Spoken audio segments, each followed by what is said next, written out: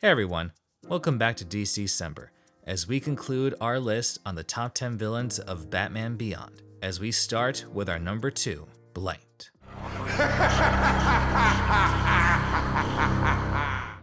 Tisk, you guys putting Blight at second after Ink. I don't understand. It's just personal preference. Ink is... They're both very memorable. Blight's, I mean, we just spoiled number 1. Wow, James. Blight's way sexier. You spoiled the review. Whoopsie. Blight is cool because it's a take on Dr. Phosphorus. I did a sort of like Secret Origins of Batman Beyond villains video last year, and Bruce Timm was very upfront about how they took Dr. Phosphorus's look and powers and just made a new character based around him. Gave him a new backstory, new code name, and all sorts of stuff. But yeah, he has a cool design with powers and unique way how they work. But as far as for Derek Powers, it's just a typical corporate scumbag that did the one thing Roland Daggett never could: seize control of Wayne Enterprises. He's the Norman Osborn for this Spider-Man world. Yeah, pretty much. Even having a son that becomes an enemy for Batman, sort of. Yeah, Blight's a cool dude. I've always loved the way he looks, and I also love that he doesn't have more modern interpretations of him have put him back in kind of a more Dr. Phosphorus looking Mr. Freezy kind of costume. But I love that in the show he's just part of his suit is melting away, and he's a big glowing skeleton man. Underneath, he does, just for whatever reason, that just business suit on top of a Halloween man is a really cool look to me. And of course, obviously, the connection to Terry's dad's death and all that stuff. It's gotta have a big punch. His reveal of the skull face at the end of Rebirth, and I cried at the end because that was it. It was over. I loved how his arc though does flow through the entire first season. Blight, it's we meet him in episodes 1 and 2, and then it's the last episode of season 1 that really kind of ties it all together. With a couple in between, as we see him dealing with his meltdown with Mr. Freeze being a primary example. But how it was just always to me such a creepy, cool visual to see his skin crack and his eyes fall off. Oh, yeah. That was and how casual he is about it, again, dang it, kind of a thing all the time. Yeah. I like that he's kind of in the background for a while. We know he's there, we know something's gonna happen, we see him with Ink in the car and stuff like that. Something's gonna go down with this guy, but we don't know what yet. And then it takes Mr. Freeze coming back for him to just okay, guys, this is enough. I'm gonna be Blight now. Screw everybody. Yeah. And it's of course a good matchup, the ice and fire kind of a deal. Or heat, I guess, radiation. Yeah. Yep, and then hiring Shriek to kill Wayne, or at least make him scared enough to not go forward with the whole bulldozing over a crime alley.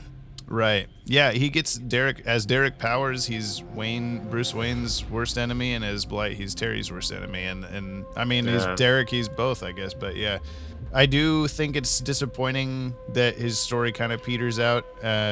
Ascension being the end. The last time we see him, he just goes to the bottom of the river. He should have come back for season 3. Yeah, he should have had some sort of finale with him. But yeah. He comes back in plenty of the comic. There probably hasn't been a Batman Beyond run since they've started doing comics without Blight.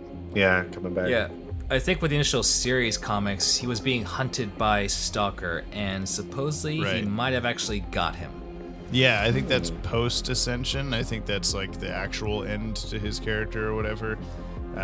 That's always been one of those if you're disappointed with how his character went away in the show, check out this issue kind of a thing. But I still wish, that he had come back for just one more time. I would have loved to see those effects in digital form also, all the blasting energy and stuff. But yeah. Yeah, it felt weird that we get to see a Batman show, but not having an arch nemesis, sort of. Yeah, at least after a while, yeah. I'd like to see how the Powers family has been integrated into the DC universe, primarily by Scott Snyder during his New 52 Batman run. We see there's a group of called the Powers family that are part of the Court of Owls. There's a Powers tech that builds the bat suit that Commissioner Gordon wears. Yeah, I don't know. Powers keeps popping up now. They're kind of like firmly like, aristocracy in Gotham. That's cool that he's had such a legacy because he's just based on a character they hadn't used yet. Like there's another villain that already existed, but they're like, now it meant a lot more. Yeah. And yet with his son Paxton, they never did much with him, just trying to siphon his dad's powers, I guess for payback for sending him off to Mexico to manage their branch over there. And after that, just living a life of luxury, stealing priceless artifacts, and that was it. Dealing with the Royal Flush Gang. Well, if they still continue more with Batman Beyond, hopefully we get to see something with Blight if it becomes a bigger deal. You want to talk about poison?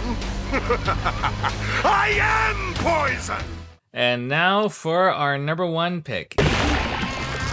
Party time.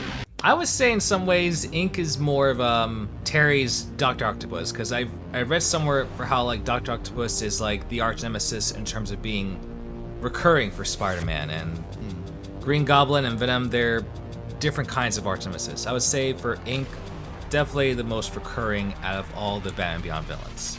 She's definitely the Clayface Beyond in terms of being a shapeshifter and giving Batman a similar run for his money.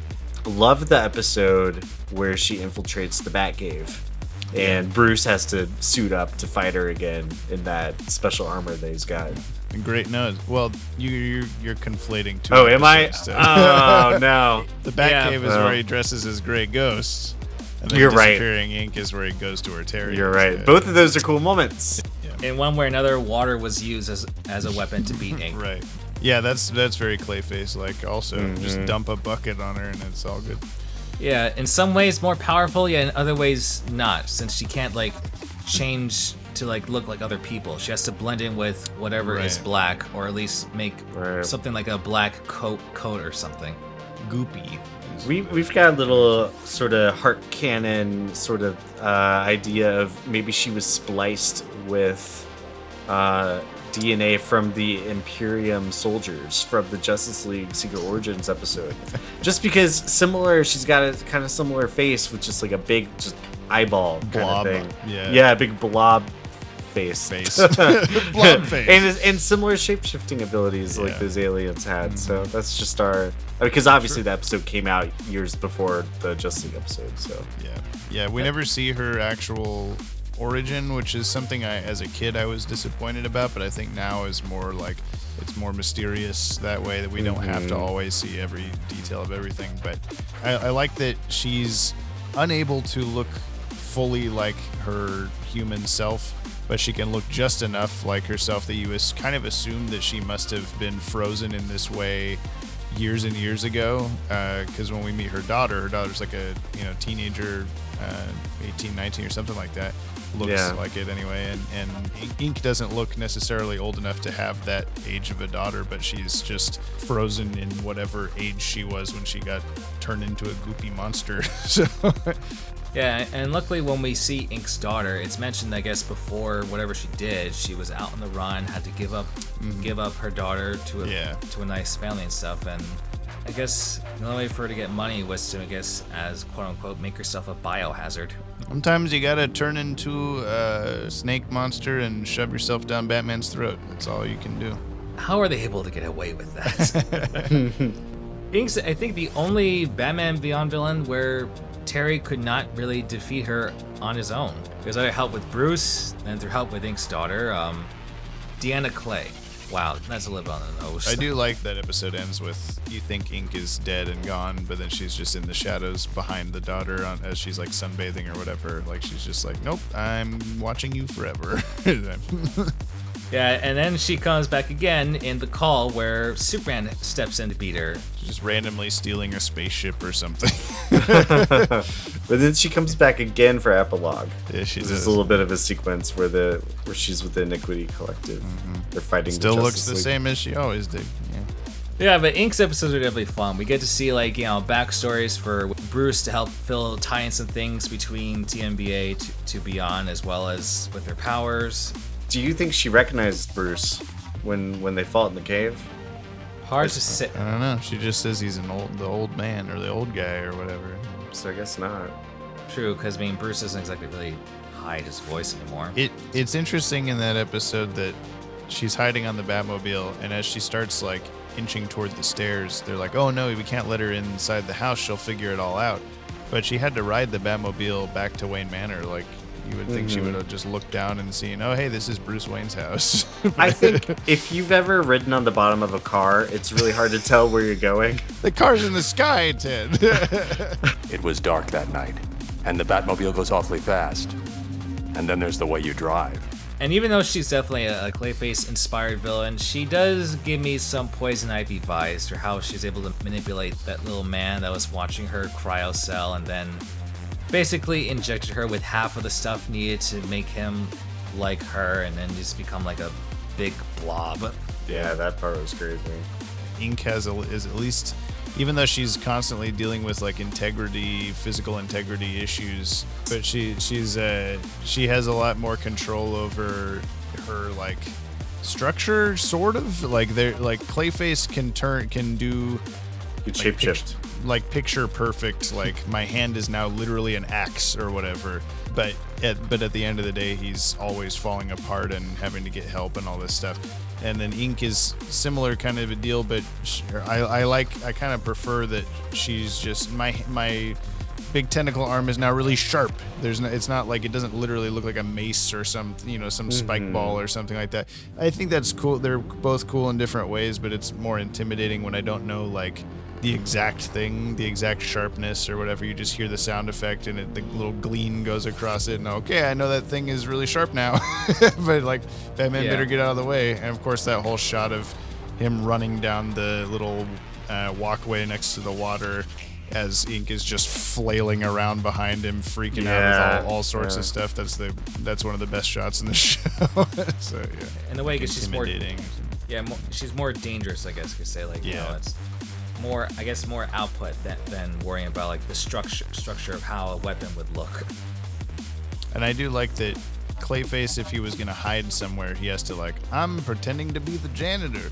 Hope you don't notice it's me, Clayface, instead of like Ink can just be in a shadow somewhere, or you know, I'm a seal. Wait a minute. Thank you all for joining us on this video. Tune in next week as we're going over for our final listing with Justice League / Justice League Unlimited. Catch you guys next week on DC-Cember.